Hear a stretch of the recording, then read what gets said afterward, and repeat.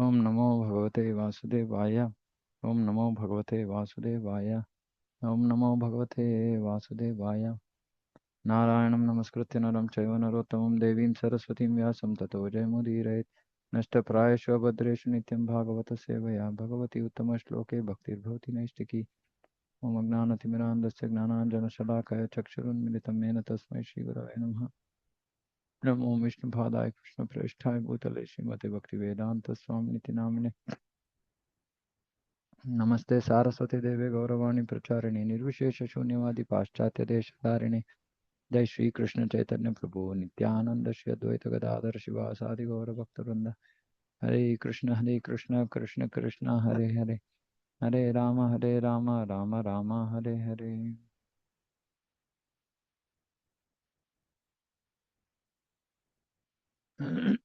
Shrimad Bhagavatam canto 7 chapter 5 verse 38।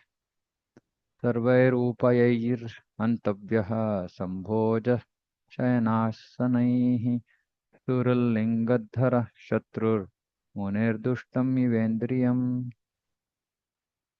Just as uncontrolled senses are the enemies of all yogis engaged in advancing in spiritual life, this Prahlad, who appears to be a friend, is an enemy because I cannot control him. Therefore, this enemy, whether eating, sitting, or sleeping, must be killed by all means.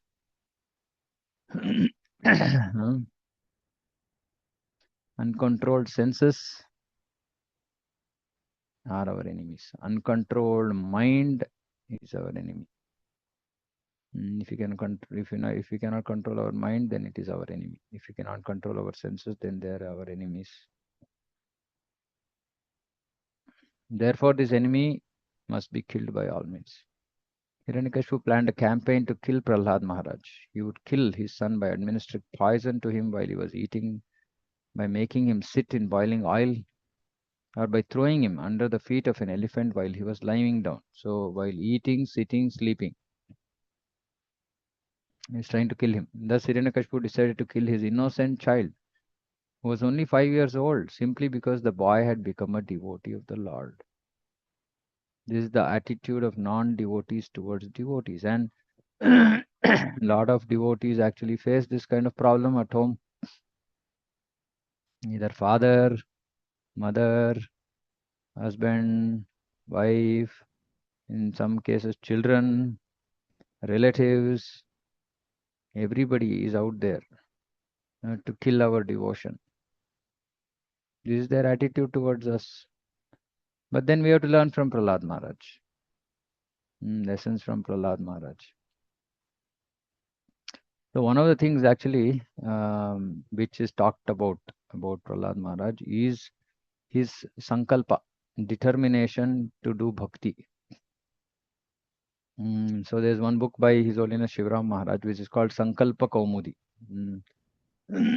Very nice book. So I was reading it. So it is about determination, sankalpa. So makes one very, very important point, especially with respect to this inattentive chanting, control of the mind. So we will briefly discuss that for the next 3 to 5 minutes. So very important thing in making progress in Krishna consciousness is to make sankalpas. Our progress is a sequence of sankalpa.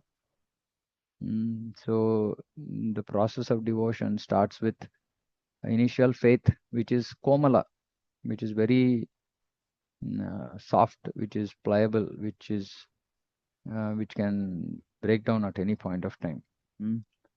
So it's a komal shraddha. Right now, from komal shraddha, we have to actually move to drudha shraddha, fixed, firm devotion, firm faith, and moving from the stage of anartha nivritti to bhava and then prema also requires us to go through a sequence of sankalpas. What are these sankalpas? Are things that we now decide to do because it's going to help enable us to make progress. Um, so one thing as an exercise, which all of us should do, is to actually in that book, Maharaj says that first of all, we have to recognize the stage of our devotion. So whether it is anartha nivritti, whether we have crossed anartha nivritti, then whether we are in nishtha, whether we are in ruchi, whether we are in asakti, etc. First is we have to know our actual position. Having known our actual position, then we should understand what is now what is required for me to move to the next stage. For which we have to understand what the next stage is, which is the reason why knowledge is an integral part of devotion. Um, very rare cases where somebody who has no knowledge is still making progress. Very rare.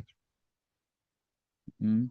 But normally devotees require knowledge of devotion, abhideya gnana, to be able to make progress. So Maharaj clearly says that if which stage we are in, first we have to be able to recognize. Now, if we are not able to recognize, which is true in most cases, then we should talk to other devotees who are more knowledgeable, who are more advanced, guru also, so that we can recognize where we stand and what now needs to be done to move to the next stage. So generally, it is said that this is instructions given by guru, and for those who are not able to do that, then it has to be through other Vaishnavas, and for whom neither of the two is possible for whatever reason, then Krishna from within will or he Krishna will take charge and he will help us understand where we stand and what we need to do next. Now, so first question that we all have to ask ourselves is, do I know where I stand and what I need to do to make progress? Now, what happens is most devotees cases is that we just remain in some stage in our devotion and we are not really very much concerned about moving also. We're just happy to just maintain status quo. This is very, very bad. I mean, this is not at all good for making progress. So we have to first, so which is why devotee means he's always wanting to make progress. And how does this happen? How does the devotee develop this mood to always make progress? By regular Shravanam, by regularly hearing, reading Prabhupada's books, etc. So if we are daily hearing, then we will keep these things keep be hearing. We keep hearing, okay, this is what needs to be done. Now I'm not there. Now how do I get there? What should I do? Like this, devotee becomes introspective. And even after introspection, if the devotee is not able to find out what needs to be done, then he can consult senior devotees, etc. Right? But the need or the intent of this Shravanam is not just for knowledge. It's actually for transformation. It's actually for purification.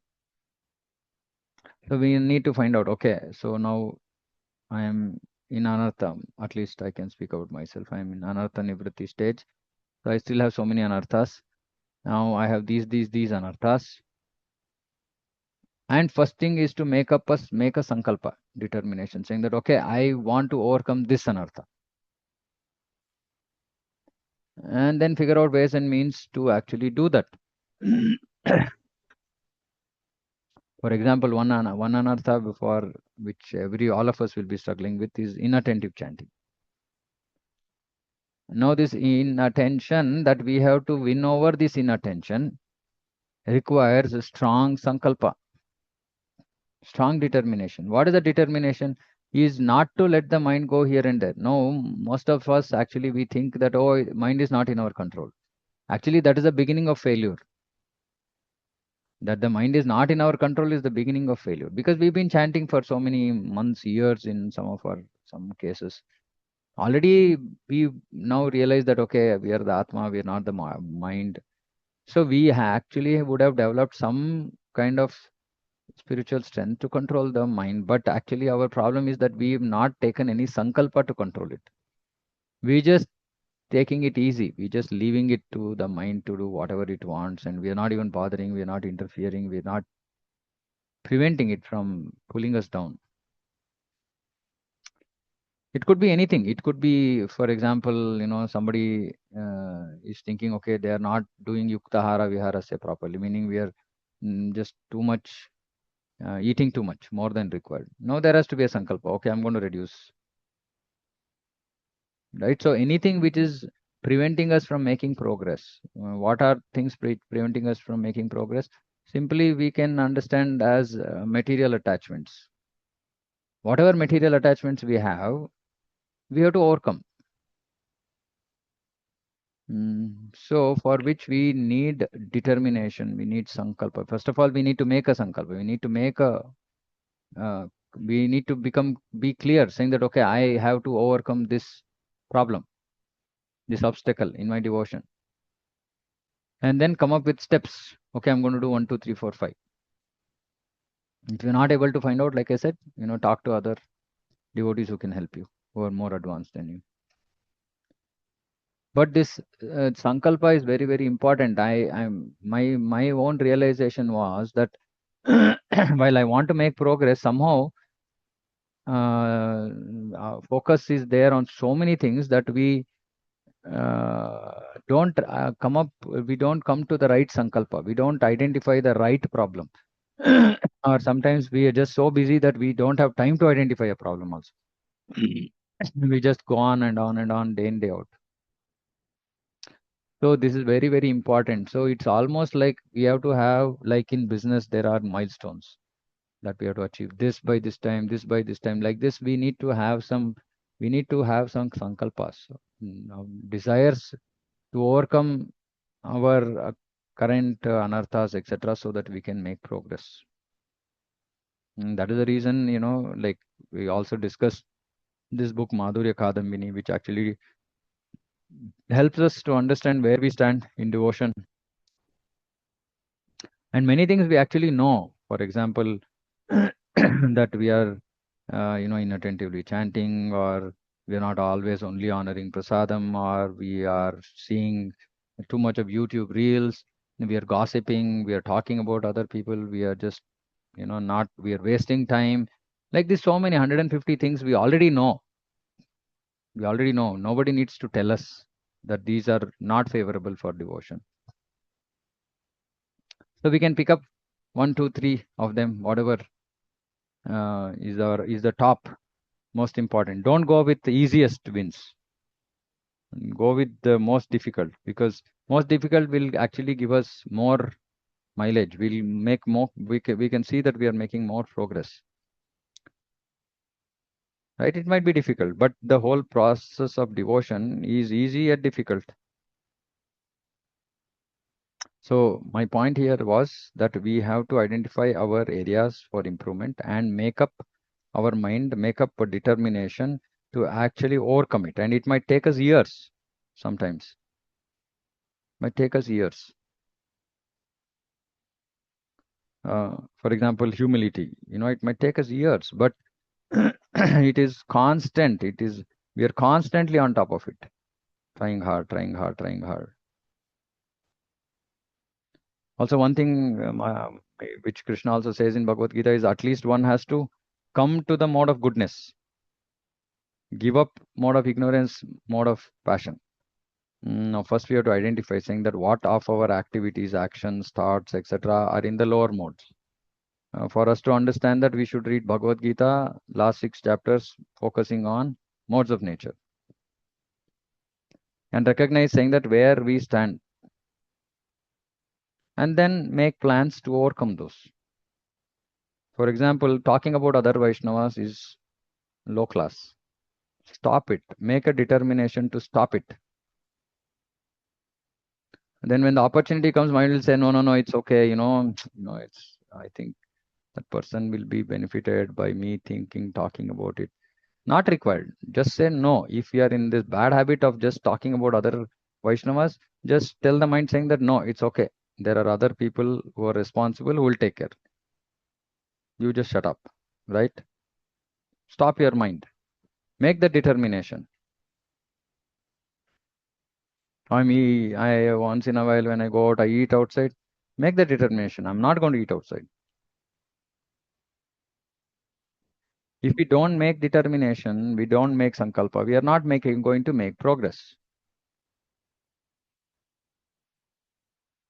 Sometimes the situations are very difficult, and I see that devotees don't make effort at all to overcome it.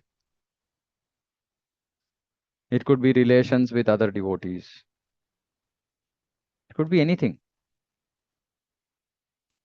So it's very, very important that we make sankalpa. Identify problem areas, improvement areas, make sankalpa, make determination, plan clearly to overcome and move forward. Okay, so one exercise I would request all of you to do is make your list 1, 2, 3. You don't have to share it with anybody, but make it. Today, first of all make a sankalpa that you are going to work on this uh, problem statement, right? On this exercise. And see, sankalpa means determination. It comes with determination. And all of us, we do all our material things with determination, isn't it? Similarly, actually, it should not be similarly. More determination is required for devotion. So first make a sankalpa. If anybody wants to share with me for any guidance, you can feel free. You can directly send me a message. But otherwise, you can identify your stage of bhakti, identify your problems, obstacles in progress, and come up with ways to overcome it and have sankalpa to execute it. Okay. Any questions anybody has on this exercise? It was very, very useful for me. Yesterday, as I was reading the book I did this exercise, and I am already seeing a difference in the way I'm approaching few things.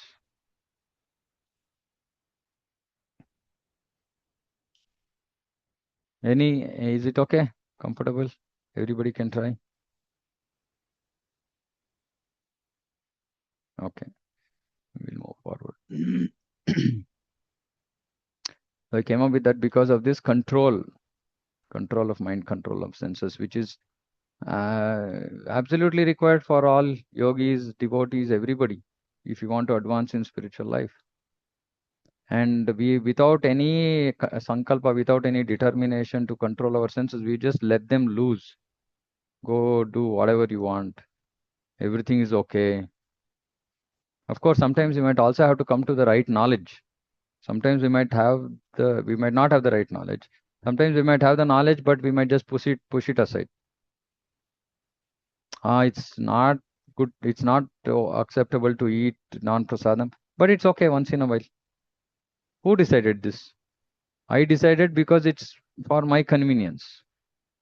So then we have to rectify that also, saying that, okay, am I just finally what I'm cheating myself by doing these things, right? By letting myself do some non-Krishna conscious activities. And who would want to do all this? Make up mind, determination, and all.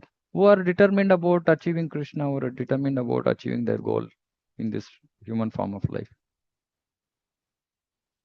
Others will not get the determination for this. And so, of such devotees, first they have to associate with those devotees who are clear about the goal of their life and try to first become fixed, saying that no, no, no, I absolutely want to achieve this. When we come to this stage, when we say I absolutely want to achieve it, nothing can stop us. Then we will put all the required effort. And in the life of such a devotee, these kind of interventions that Krishna gives, like, okay, fix your determination, is we might not have focused on it. So Krishna will bring our attention to it. Then he'll say, okay, now I'm going to fix my determination. This is dadami buddhi yogam tam. Krishna will give us mercy. What is required next for you to make progress? Oh, determination is required. Okay. Now then it becomes a tool in our toolkit for making progress. Like this. Okay. नैर्तास्ते समादिष्टा भर्त्रा वैशूलपाणयः तिग्मदंष्ट्रकरालास्यास् ताम्रश्मश्रुशिरोरुहाः नदन्तो भैरवं नादं चिन्धि भिन्धीति वादिनः आसीनं चाहनन् शूलैः प्रह्लादं सर्वमर्मसु. The demons, servants of Hiranyakashipu, thus began striking the tender parts of Prahlada Maharaja's body with their tridents. The demons all had fearful faces, sharp teeth, and reddish coppery beards and hair, and they appeared extremely threatening, making a tumultuous sound, shouting, "Chop him up, pierce him." They began striking Prahlad Maharaj. What did he do? Who sat silently meditating upon the Supreme Lord. Just imagine. Chop him up, pierce him, not disrespecting somebody, coming to the stage of killing someone, and scary looking, threatening people, striking tender parts of Prahlad's body with their tridents, paining him physically, scaring him, shouting, chop him up, pierce him. What kind of a situation is this? And what is Prahlad doing? He had the determination to just continue his devotion. Because he was in perfect knowledge. He was in perfect knowledge that he is not the body, his spirit soul, and he's anyway so engrossed in his dhyana and smarana of the Lord that he's not bothered. This is carefree, being carefree. Such an amazing lesson. And this requires determination. Saying, come what may, I'm not going to budge from this. I'm not going to move away from my devotion. What powerful. Pare brahmanya nirdeshye bhagavatyakilatmani yuktatmanya asan apunyasye satkriyaha. Even though a person who has no assets in pious activities performs some good deed, it will have no result. Thus the weapons of the demons had no tangible effects upon Prahlad Maharaj because he was a devotee, undisturbed by material conditions and fully engaged in meditating upon and serving the Supreme Lord, who is unchangeable, Krishna, who cannot be realized by the material senses and who is the soul of the entire universe. So the weapons had no tangible effect because he was a devotee undisturbed by material conditions and fully engaged in meditating upon and serving the Supreme Lord. Now we can think of one thing. Okay, somebody is shouting at us, somebody is saying bad words, etc. Okay, we can remain undisturbed. Somebody is trying to kill you, like literally, piercing your body with trident. You're getting injured, pained. No, because if somebody is being poked by trident, then he will die. How much ever he might remain undisturbed for some time. I mean, till the body is able to sustain the trauma, and then when it goes beyond the body's ability to reason, then that person might die. But here nothing is happening. Nothing happened to Prahlad. And that is Lord Vishnu's protection. Narasimha protection. Prahlad Maharaj was constantly and fully engaged in thought of the Supreme Lord. As it is said, Govinda Parirambhitaha. Prahlada engaged himself always in meditation. Thus he was protected by Govinda. This is the key. So he was actually protected by Govinda. Not that he was simply being undisturbed, even though he was being like, miserably beaten up, etc. No. Like in the case of Haridas Thakur, externally it looked like people were whipping him. But nothing happened to Haridas Thakur because Lord Chaitanya had embraced him. Similarly, one who has full faith, who doesn't even make an attempt. Did Haridas Thakur make an attempt to protect himself? Is Prahlad Maharaj making any attempt to protect himself? No, he's sold out like a dog, just depending on his master. And the master is no ordinary master. He is the master of all masters. So he just protected Prahlad. Nothing happened to him, not even a scratch. Just as a small child on the lap of his father or mother is fully protected, meaning, so a small child is on the lap of his father and mother, and if suppose say somebody comes to trouble, harm the child, will the father, mother allow that to happen? No. Similarly, Govinda will not allow. A devotee in all conditions is protected by the Supreme Lord. But this is a devotee who has that faith that Krishna will protect. This is a sign of surrender. Rakshishyati te vishwaso. I keep saying that devotional service is just about our acceptance of a transcendental truth. That's all. So what is the transcendental truth? That Rakshishyati te vishwaso. I just have confidence that Krishna will protect. That's all. If you have that confidence, then that statement will come to reality, that it will become a reality, which means we will get protected. If you have a doubt, then Krishna will say, okay, up to you. You might have a doubt, but might still say, Krishna, no, it's just my mind, it's just my fallen condition, but I'm fully dependent on you. I'm leaving it to you. And Krishna will still take charge. Just like a small child, we have to depend on Krishna. Of course, for what? This is not for material protection so that we can be happily ever after. No, this is just everything in the service of the Lord. There's so many risks one might take in the service of the Lord, but have full confidence saying that Krishna will make it happen. Krishna is there. Krishna will take care.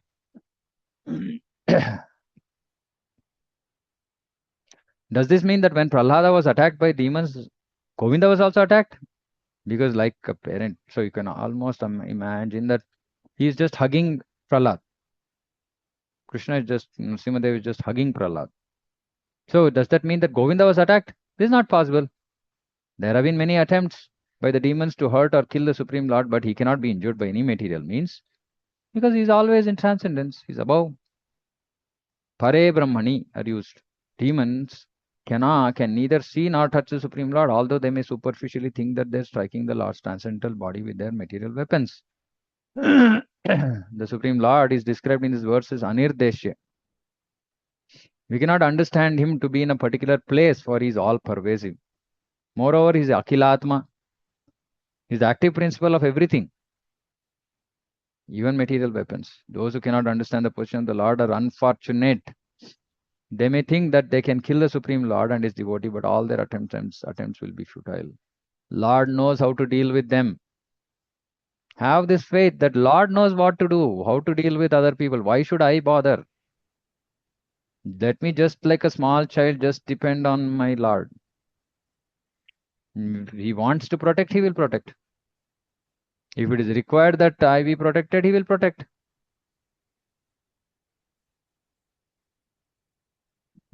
It's so difficult, but so for example, now when we hear this, we should develop this desire to come to this stage. Saying, I also want. No, there are two ways, right? We can see such descriptions, right? We might say, oh, no, this is not possible. Prahlad was a great devotee, or it was possible for him. I'm not such a great devotee. Which means that willingly I'm just saying that I don't want to come to this stage. But there might be others who hear this and say, wow, how nice if I could come to this stage of, dependence on Krishna, surrender to Krishna, pure devotion to Krishna. Prahlad is not asking for anything. He's simply dependent on him, on his master. That's all. And his mood is to serve his master. He's just thinking, thinking about Krishna and meditating upon him, fully, constantly and fully engaged in the thought of the Supreme Lord. That's all. He is in pure devotion. Lord will take care. So if we think that no, this is not for me, then tathastu. If you think that wow, this is amazing, I want to reach there, Krishna, please give me strength, please help me, tathastu. And then we might have to do some sankalpa for this. What kind of sankalpa? Suppose there some incident came up, small incident, which can be a cause of concern. Oh, what this will happen? Some thought will come to our mind. Oh, what if this happens?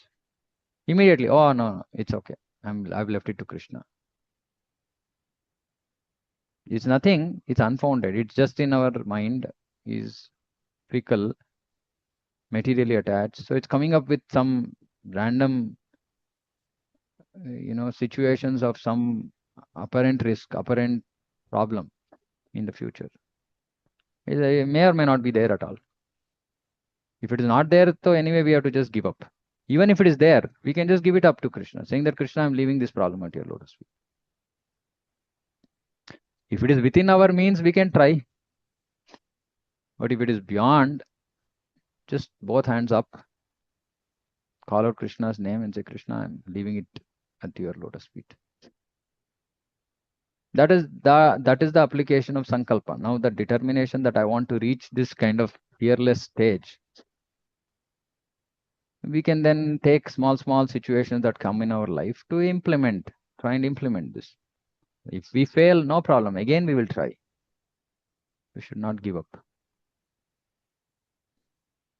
And so beautiful. See, he was protected by Govinda. That's all. Simple. And Govinda loves his devotees so much that he would have done nothing but just hugging Prahlad. Just like Chaitanya Mahaprabhu did. Just like a father or mother will do to their child. Just like Devaki was trying to protect her children from Kamsa. Supreme Lord will. Right? So amazing. That is why these verses are really so inspiring. प्रयासे पहते तस्मिन् दैत्यरेन्द्र परिशङ्कितः चकार तद्वधोपायान् निर्बन्धेन Yudhishthira. When, my dear Yudhishthira, when all attempts of the demons to kill Prahlad were futile, the king of demons Hiranyakashipu became most fearful.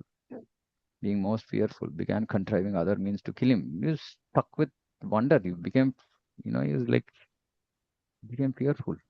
How is it possible that he's not dead yet? So he didn't give up. He started contriving other means. What all did he do?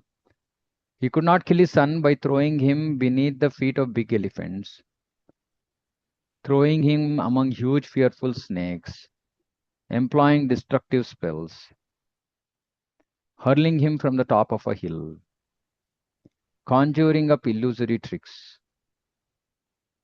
administering poison, starving him, exposing him to severe cold, winds, fire, and water, or throwing heavy stones to crush him. Just imagine. When Hiranyakashipu found that he could not in any way harm Prahlad, who was completely sinless, he was in great anxiety about what to do next. So he's helpless. He's come to a helpless situation. Big demon who conquered the three worlds, defeated all the gods, demigods, everybody. He is defeated by a small devotee, 5-year-old devotee, 5-year-old boy.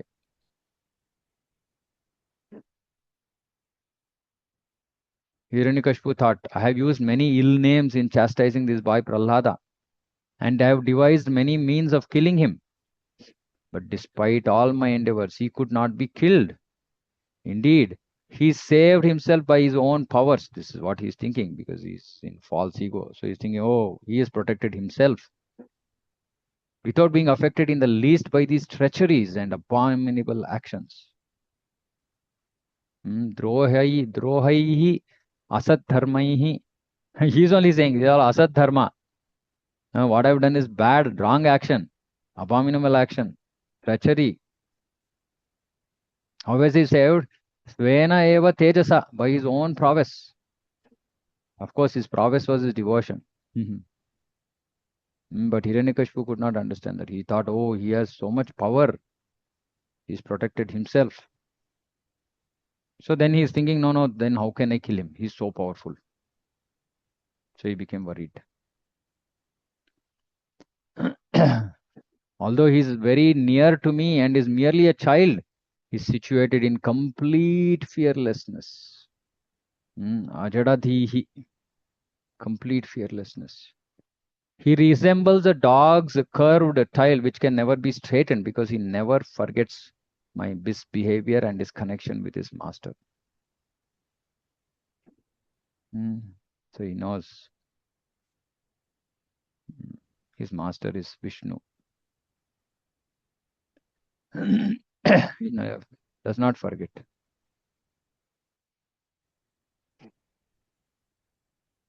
The word Shunaha means of a dog and Shepa means tail. The example is ordinary. However, one may try to straighten a dog's tail. It is never straight but always curved. Shunashepa is also the name of the second son of Ajigartha, which we will hear later. He was sold to Harishchandra, but he later took shelter of Vishwamitra, Harishchandra's enemy, and never left his side. Anyway, so Shunashepa here is this curved tail of a dog. It cannot be straightened. So we should become like this, like a curved tail of a dog in our devotion. No matter what happens, it will just go on.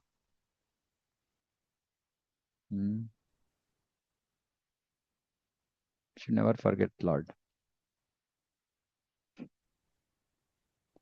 I can see that this boy's strength is unlimited, for he has not feared any of my punishment. See, one was he was anyway protected by Govinda, and he's not showing any fear at all. There are no signs of fear. So Hiranyakashipu is concluding, maybe he's immortal. Therefore, because of my enmity toward him, I shall die. Or maybe this will not take place. So he's now so much he's afraid. So he's thinking, no, he did not die, he's immortal, so maybe I will die. Then suddenly some hope. Maybe, no, maybe I will remain alive. So I may or may not die. Maybe I'll die or maybe I'll not die. So fear has gripped him. Thinking in this way, the king of Daityas, morose and bereft of bodily luster, remained silent with his face downward. Then Chanda and Amarka spoke to him in secret. Oh Lord, we know that when you simply move your eyebrows, see, flattery. All the commanders of the various planets are most afraid. That he is now currently afraid, they're not talking about that. They are saying you just move your eyebrows, others are afraid. Without the help of any assistant, you conquered all the three worlds. Therefore, we do not find any reason for you to be morose and full of anxiety. Why are you just being afraid of one Prahlada? As for Prahlada, he is nothing but a child and cannot be a cause of anxiety. That's what they thought. After all, his bad or good qualities have no value because he's a small child.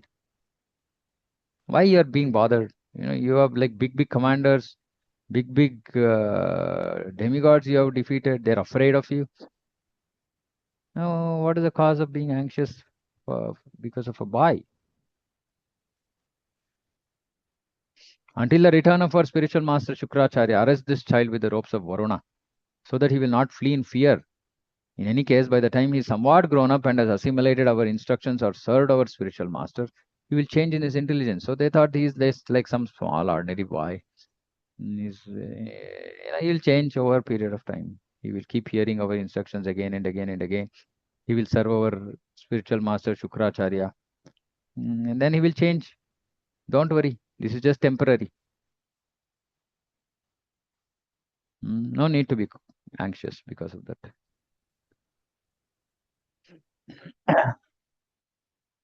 How many more verses are there? 51.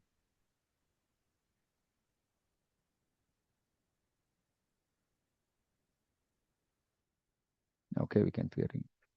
After hearing these instructions of Shanda and Amarka, the sons of his spiritual master, Hiranyakashipu agreed and requested them to instruct Prahlada in that system of occupational duty which is followed by royal householders' families. So, Kshatriya Dharma, in which there is Sama, Dana, Danda, Veda, all this.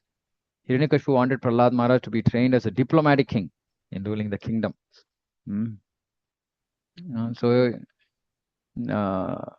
But not to be advised about renunciation or renounced order. So he trained him to become a king, diplomatic king. The word dharma here does not refer to some religious faith. There are two kinds of royal families, one whose members are simply attached to household life and the other consisting of rajarshis, kings who govern with ruling power but are as good as great saints. Prahlada wanted to become a rajarshi, whereas Hiranyakashipu wanted him to become a king attached to sense enjoyment, grihamedi. Therefore, in the Aryan system, there is Varnashrama Dharma by which everyone should be educated according to his position in society's division of Varna and Ashrama. Otherwise, people will become Grihamedi instead of Grihastha because the house will not be an Ashrama. So, Varnashrama is required. A devotee purified by devotional service is always in the transcendental position above mundane qualities. Thus, the difference between Prahlada and Hiranyakashipu was that Hiranyakashipu wanted to keep Prahlada in mundane attachment, whereas Prahlad was above the modes of material nature. As long as one is under the control of material nature, his occupational duty is different from that of a person not under such control. So we might be doing the same occupation, but our mindset will be different. Because one's real dharma, dharmam tu sakshat bhagavat pranitam, which is paradharma, which is devotional service. As described to his order carriers by Dharmaraja, a living being is a spiritual entity and therefore his occupational duty is also spiritual. This is Sanatana Dharma, Bhagavata Dharma. The real Dharma is that which is advised in Bhagavad Gita, Sarva Dharman Parityaja Mamekam Shurnam Raja. One must give up one's material occupational duties. See here. Till here it was, okay, do your duty. In Bhagavad Gita, right? Till the 18th chapter, it was do your duty without attachment. Then also in the middle, do it for me. And finally, just give up all material duties. Just as one must give up his material body, give up material duties. Of course, then there's time for this. Whatever one's occupational duty, even according to Varnashrama, one must give it up and engage in one's spiritual function. See, one's the real dharma. Jiver Swarupai Krishna Nityadas. This is one's real occupational duty. So Prabhupada is saying, whatever one's occupational duty, even according to Varnashrama, one must give it up. Now, he has not said when. This is the instruction from Guru. So one has to consult one's Guru to know if we are giving it up because we want to escape responsibility or because we have actually made so much progress. Then Guru might say, okay, go ahead. But we must engage, we must give it up and do what? Not engage in some, armchair philosophy. Engage in one spiritual function, which is be a servant of Krishna. Serve Krishna. Okay, so much for Varnashrama Dharma. But those who are not come to this stage of Sarva Dharma, they have to follow Varnashrama. Otherwise, they will never come to the stage of Sarva Dharma. That's the beauty of Varnashrama. Okay, so I'll stop here. Any questions, comments?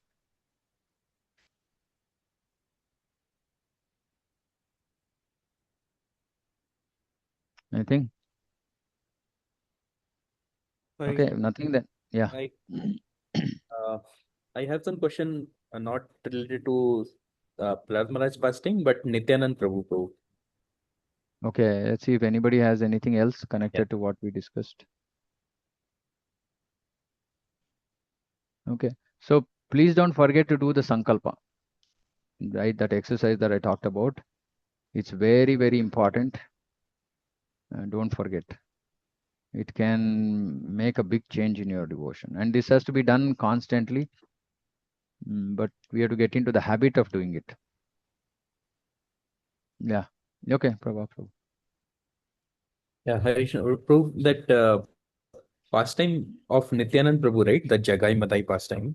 Mm-hmm. So one question came to my mind is that normally Lord Balaram, his nature is that he sometimes loses his cool, right? Even um, when he was basically Mm-hmm. accompanied Lord Ram in Lakshman pastime, he Mm-hmm. used to get very so agitated, and then whenever Lord Ram Mm. rights are basically trying to get usurped, he was even ready to fight with King Dashratha.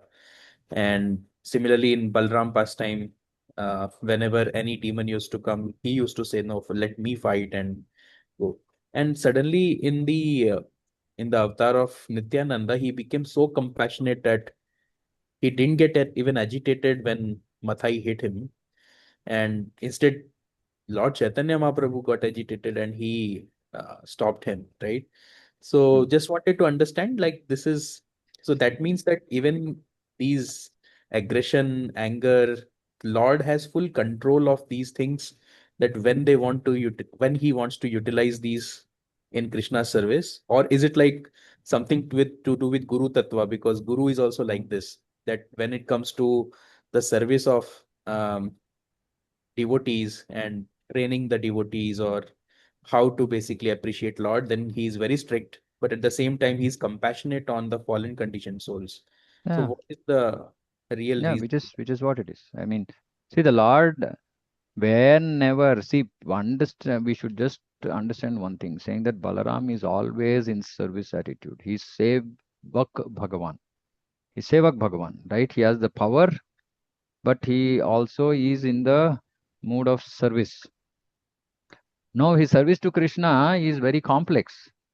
We can't put a single dimensional thought process saying that, oh, okay, no, no, this is how he has to serve. He knows how he's going to serve Krishna because he's Sevak Bhagavan. He's Bhagavan. He has that, that intelligence, that depth of understanding, that what needs to be done, when, etc., etc. So we should understand without trying to dissect each and every single instance of Balaram, that everything that he does is for the pleasure of Krishna. It might be showing anger, it might be whatever. He might be drinking Varuni, whatever he is doing. It's simply for the pleasure of Krishna. How we might not be able to, we might not have the spiritual maturity to understand. But then in this case, because they had come for a particular mission, which is also Krishna's desire, that he came as Chaitanya Mahaprabhu. And Nityananda Prabhu is protecting the mood of Chaitanya Mahaprabhu because he knows that Lord's love for Nityananda Prabhu, he can do anything. There are no rules for the Lord, right? But he wanted to protect the mission of Lord Krishna, so he fell at Lord's feet, right? So because here, if he had become angry, then already the Lord was angry, then it would have just the mission would have got destroyed, right? It would have been lost. Now, in other cases, when possibly Krishna was not angry, Balram is angry on his behalf, right? So he knows what he is doing, but his mood is always service. So, Hmm. what kind of service he's offering at what time, he only knows because we are too tiny to understand the mind of Balaram unless some acharyas reveal or Balaram himself reveals. So, that's all is the philosophical basis for us. And he's also teaching one more thing for devotees. As a devotee, because he is Nityananda Prabhu, as a devotee, is also teaching Trinada Pisunicena. If somebody does any harm to us, it's okay, still be compassionate to others. So he's also showing the quality of compassion as a devotee. But as Supreme Lord, he is always, he knows what he wants to, how he wants to serve Krishna. Yeah. Okay. Okay, anything else? Okay. So again, reminding, please do the exercise. It will benefit you. Thank you so much. Bhagavatam की जय जगत गुरु शिल प्रभुपाद की जय वांछा कल्पतरुभ्यश्च कृपा सिंधुभ्यश्च पतितानां पावनेभ्यो वैष्णवेभ्यो नमो नमः कोटि वैष्णव वृंद की जय, समवेत गौर भक्त वृंद की जय। हरे कृष्ण।